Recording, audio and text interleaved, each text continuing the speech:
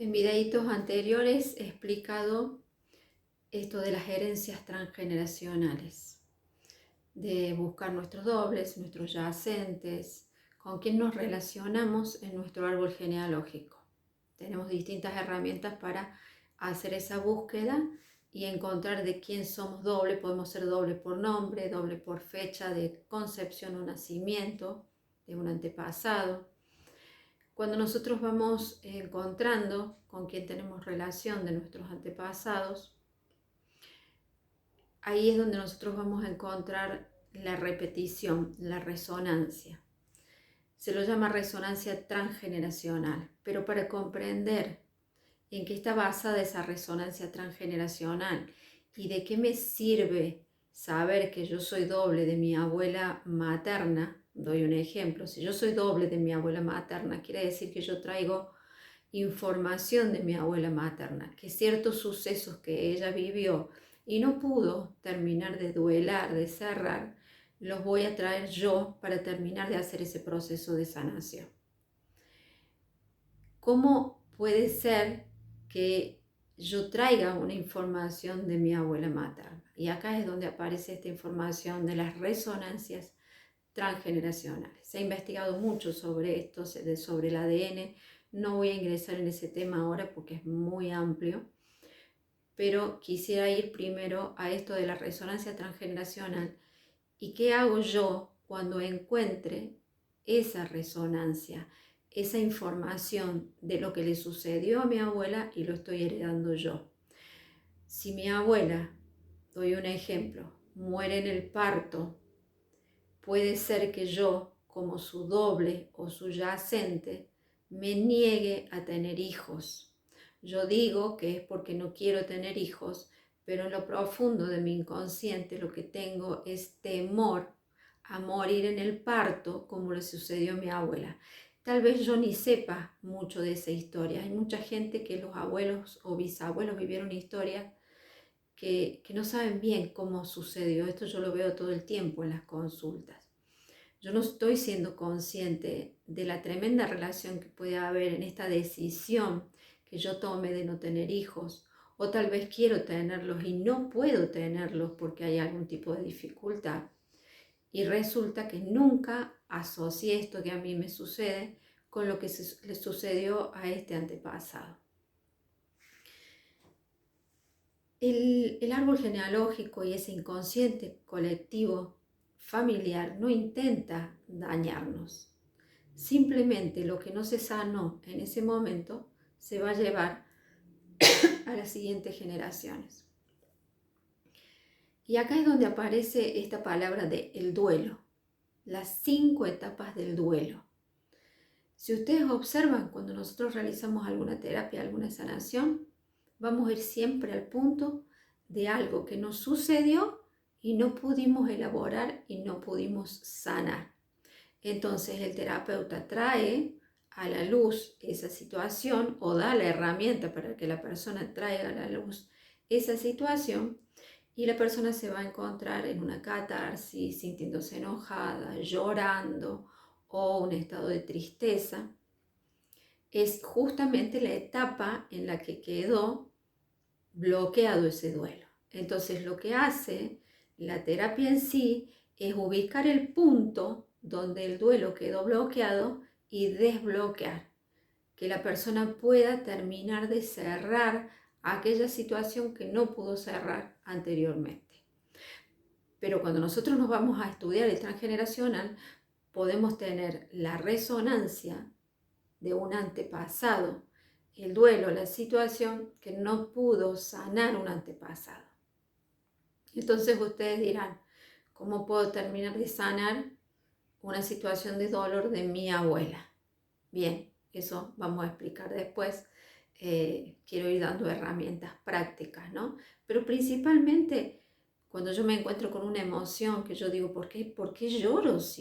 ¿Por qué lloro de esta manera si no me está sucediendo nada?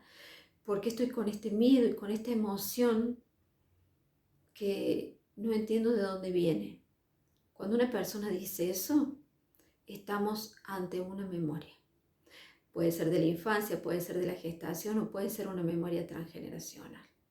Entonces, cuando la persona se permite sentir eso sin ponerle tanta mente y solo dejar que eso surja, y cuando la persona encuentra la tremenda relación que hay con la tristeza que tiene por no poder concebir un hijo y esta relación que hay con aquella abuela que muere en el parto y se da todo ese llanto, o puede tener el dolor de que a mi abuela se le murió un niño pequeño, cuando me doy cuenta de esa relación que hay entre este dolor y lo que vivió esta abuela, es cuando comienzo a liberar esta emoción, esta resonancia transgeneracional.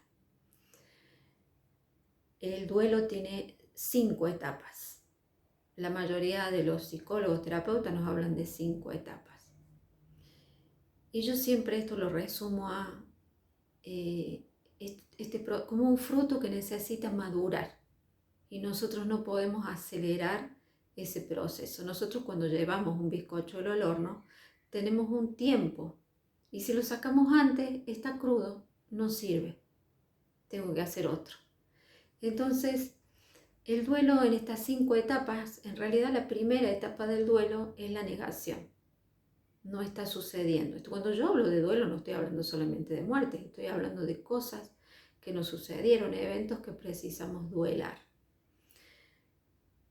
Una muerte, cuando alguien muere, puede ser que yo diga, esto no está sucediendo, esto no puede ser. Ahí aparece la negación. Si mi marido viene de la noche a la mañana y me dice, me quiero separar, y yo no la vi venir, como dicen, digo, esto no puede estar sucediendo. Aparece la negación.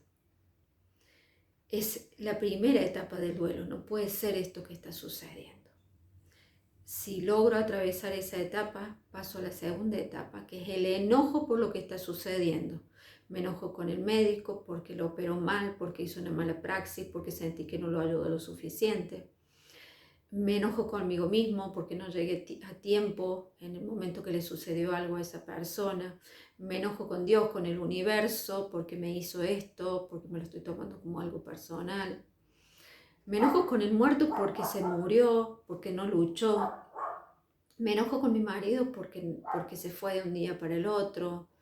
Y ese enojo es también un proceso que tenemos que vivir.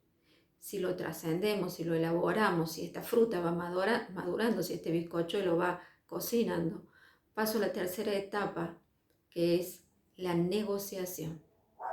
Esa negociación es cómo voy a lidiar con este dolor de lo que a mí me está sucediendo. Yo siempre digo que entre la segunda y la etapa puede estar, entre la segunda y la tercera etapa pueden variar, la tercera puede ser la segunda puede ser la tercera. Puede ser que en segunda etapa entremos directamente en la negociación, que es empastillarme porque no soporto esto, lo que está pasando, recurrir a una droga, recurrir a trabajar 22 horas al día para no tener que pensar, salir de parranda todos los días para lidiar con este dolor, aislarme. Hay un mecanismo que me ayuda a sobrevivir con este dolor.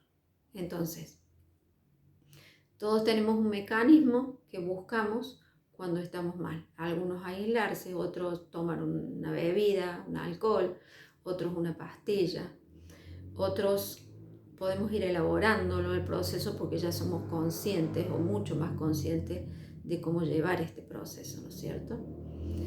Si logramos trascender esa tercera etapa, vamos a llegar a la cuarta, que es la tristeza, el permitirme llorar y sufrir esto, vivir lo que me está sucediendo. Y si logro trascender esto, voy a llegar a esa quinta etapa, que es recuperar la alegría que yo tenía antes de que esto sucediera, con todo el proceso de aprendizaje que me dejó esta situación. Entonces nosotros cuando atendemos a una persona, logramos identificar, pero esto no es una propiedad del terapeuta, todo ser humano, vos que estás escuchando este video, podés identificar en qué etapa del duelo quedaste. ¿Lloraste lo que tenías que llorar?